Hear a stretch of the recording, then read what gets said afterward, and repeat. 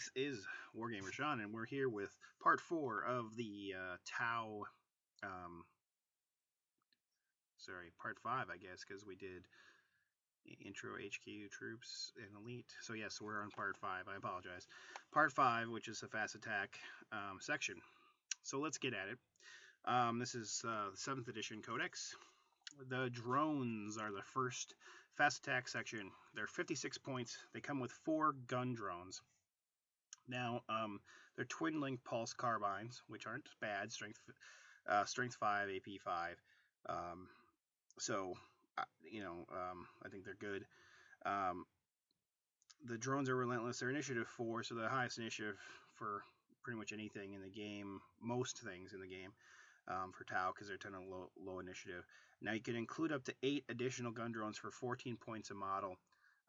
So you can have a group of 12 if you want to. Now you can make them into a marker drone or a shield drone for free. So you can kind of mix and match and kind of have whatever you want in the drone squad. Now, I used them a little bit at the beginning of 6th edition to put my commander in with a drone controller. So he was with skill 5, and so he was going around shooting things. Or using marker lights. I think the marker light one's going to be used again because it's so easy to get access to commanders again in the new detachment, that I think you're going to see a commander in with a bunch of marker lights, with a basically drone controller, going around and shooting things for marker light hits. I could be wrong. I mean, it's early to tell, but I plan on kind of playing around with this because I think you need to have a lot of units that have marker lights to kind of help with this new formation, to kind of benefit or buff other people. And he's kind of one guy that you could potentially just shoot on his own. He's already ballistic skill 5, so he's hitting pretty well, and you might be able to do that to kind of help ignore cover for other units that are going to shoot at things. So basically, obviously marker light's a marker light, and the shield generator is a 4-up shield generator drone. They have supporting fire, just like all the Tau. So that's pretty much it. Their weapon skill, ballistic skill 2, strength 3, toughness 4, 1 wound, initiative 4, 1 attack, leadership 7, and 4-up save. So that's pretty much it. They're just a squadron of drones that you can take. The drones can be taken with and other things, but this is just a squad of them. The next fast attack is the Piranha, which is 40 points. And the Piranha has a burst cannon and 2 gun drones. The Piranha is ballistic skill 3, front armor 11, side armor 10, rear armor 10, and 2 hull points. And it's a vehicle fast open top skimmer. So open top, you're getting +1 on the damage roll, which kind of sucks. Basically, the gun drones are the gun drones that we just talked about. Now, they're on the Piranha, but at the beginning of the movement phase, you can separate them off, and then they form their own squad and do their own thing. You can take up to 4 additional Piranhas for 40 points a model, so you can have a squadron of 5. Piranha may take up to 2 Seeker missiles for 8 points each. Don't get me wrong, they're good, but they're expensive for something that's so fragile. I mean, potentially it has uses. I don't see people use it very much, though. The Piranha can exchange its burst cannon for a fusion blaster for 10 points. So basically it's 50 points. And they can take items from the vehicle battle systems. Although most of the time you don't want to put too many points in your Piranha. At least I personally wouldn't, because I want to run them cheap. Now, that being said, my Tau army, at some point I'm sure I will, because I'm a pathetic collector. If you guys have been watching this channel long enough, you know that I have a ton of armies. But I actually, if you can believe it, I do not have a Piranha in my Tau army. I never really thought they're that good, so I've never collected them. I'm sure at some point I will, but I have not. So that's the Piranhas. If you have more information on how you run it, put it down here. I apologize. I just don't have a lot of experience with them because I've never run them. The next fast attack is the Pathfinder team. Certainly something that gets used a lot in fast attack. It's 44 points, and that comes with 4 Pathfinders. They are weapon skill 2, ballistic skill 3, Strength, Toughness 3, 1 wound, Initiative 2, Attacks 1, Leadership 7, and a 5+ save. You can take a Shazui, and I think it's probably 10 points. Yeah, 10 points. And he basically gets another attack and Leadership 8. Otherwise, he's the same. They have Pulse Carbines, Photon Grenades, and Marker Lights. They have Scout and Supporting Fire. I kind of wish they had Infiltrate, but I guess Scout's better than nothing. But you can take up to 6 additional Pathfinders for 11 points a model. So you can have a squad of 10 of them.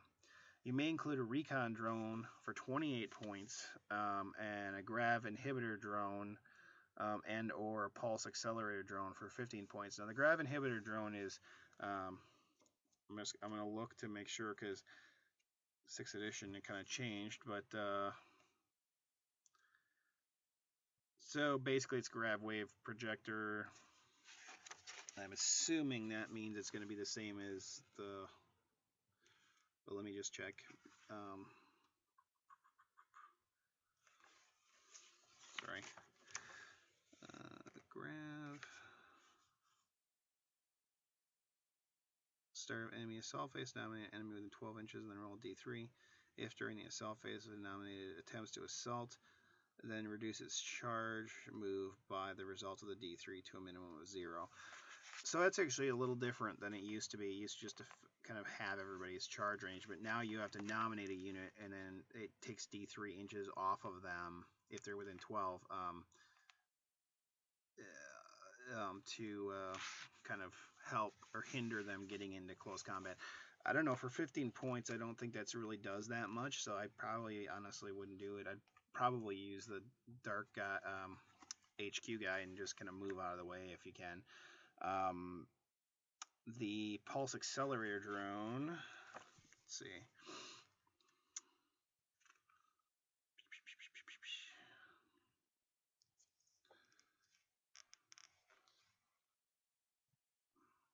And so I'm assuming it's just like having a pulse yeah, it just has a pulse accelerator on it. So that's the same as, I'm assuming, the weapon.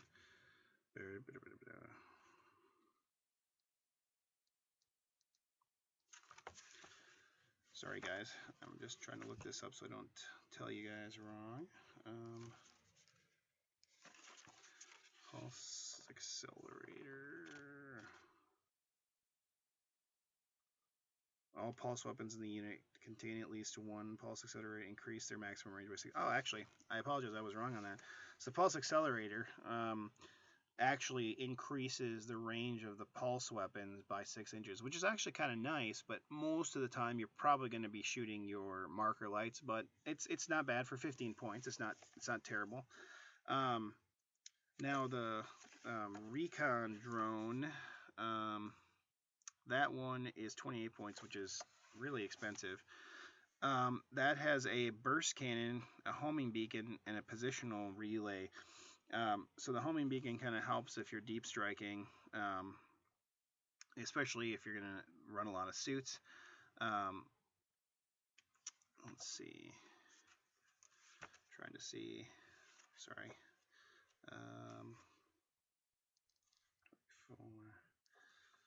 Positional relay. Whilst the bearer is within 6 inches of the board edge, any friendly unit with Tau Empire faction that arrives from reserve using outflanks can choose to move on that board edge, even if it's your or your opponent's board edge. Outflanking units do not choose to arrive from the board edge. Outflank is normal.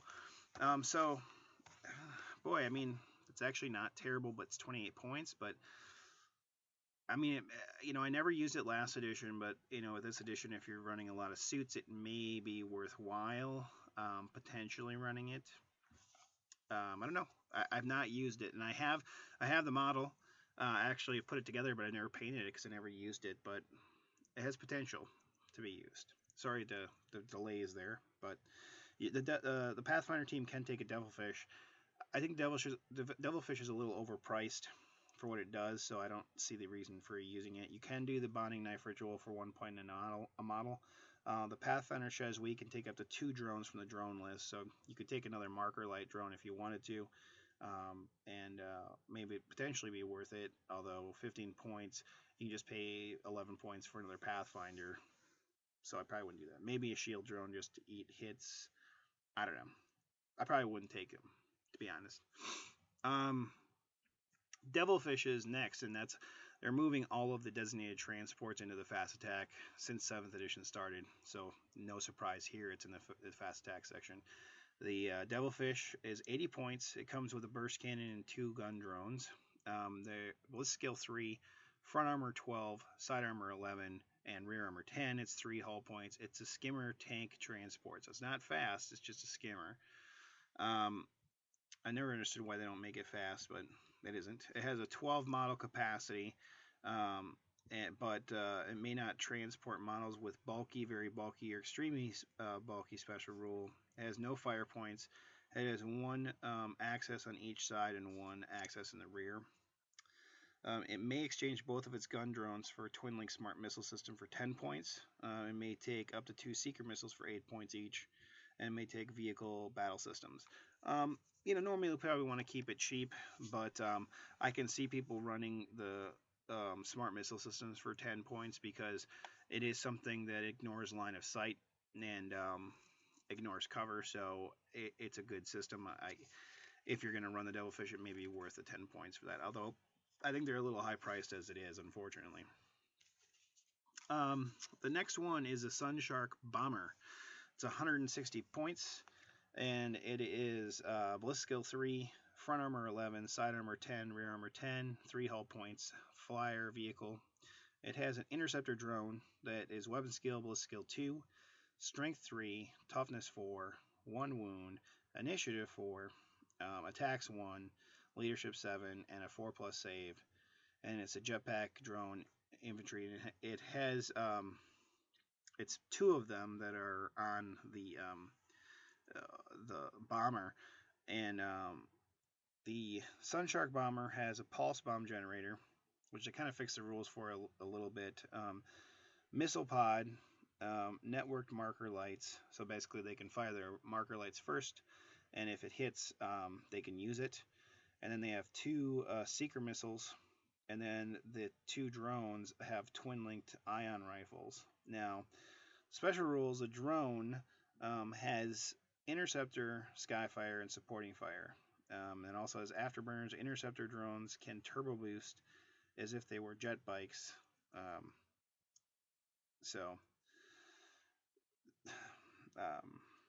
Here's a problem. So high velocity deployment, interceptor drones can disembark at any point during the Sunshark's movement phase, even though the model cannot normally disembark from zooming flyers. Note that unlike other transports, a Sunshark bomber that moves before its interceptor drones disembark can continue its move immediately after they disembark. You may upgrade the missile pod to a twin-link missile system for 5 points, and may take vehicle battle systems. Here's a problem that I wish, once again, I think this is kind of laziness on GW's part, and it infuriates me with this codex. Once again, they didn't fix the rules, so the interceptor drone has interceptor skyfire and supporting fire. So what's crappy about this is, in 6th edition, it didn't matter. You could choose to not do skyfire, and if you had interceptor skyfire, you could choose to not fire skyfire, and interceptor allowed you to fire when things came on the board. Well, the sucky thing is they have the twin-linked ion rifle, which is, let's see, 118. Let me just twin-linked ion rifle.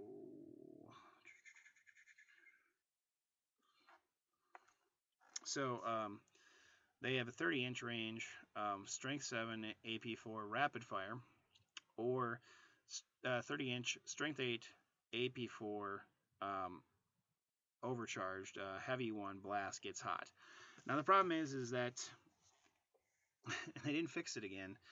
Is if you have skyfire and interceptor, even if you disembark from the flyer, you can never fire your blast weapons because Skyfire makes you, if you're shooting at ground targets, Snapfire, and if you're shooting at sky or in the sky units, you can't use blast. So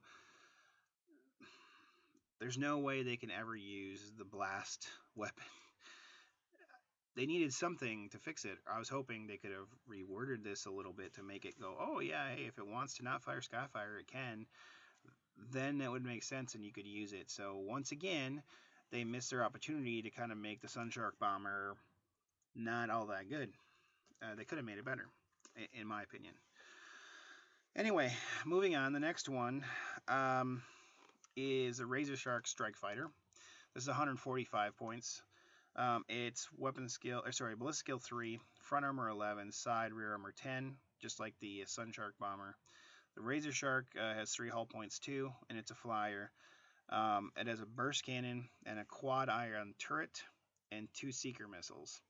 It may exchange its burst cannon for a missile pod,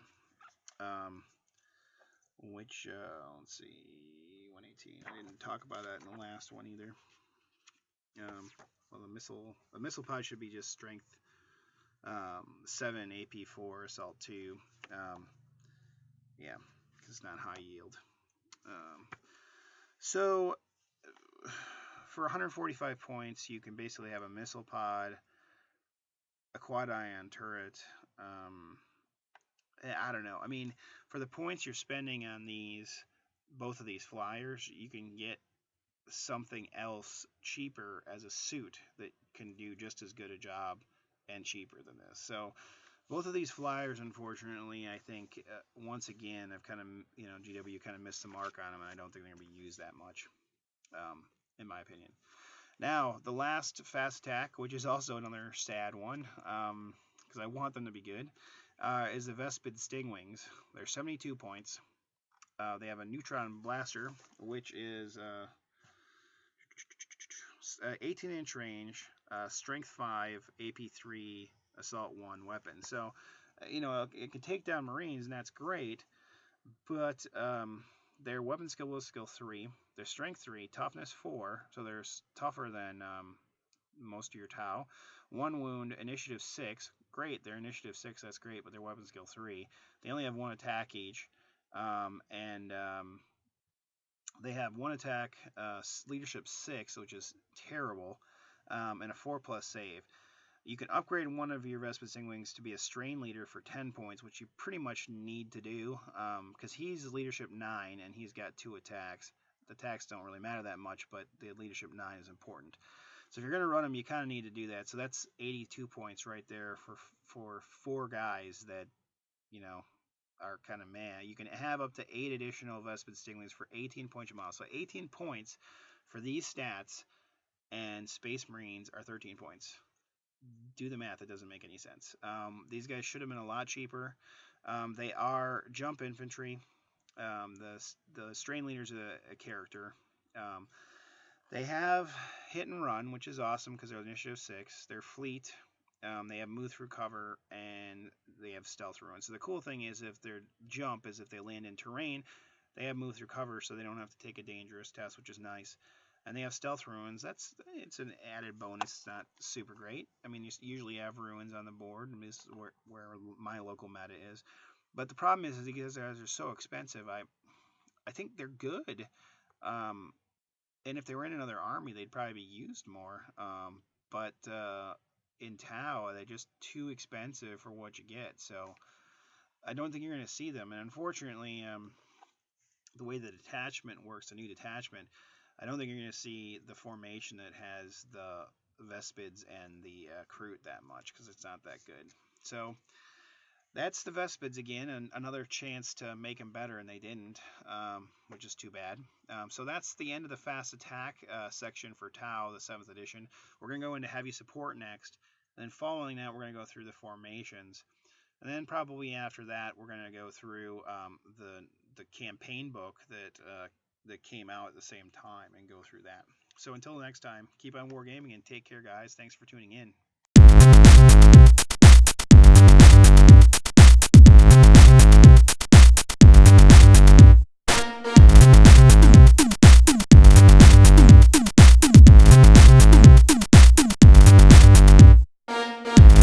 Goodbye.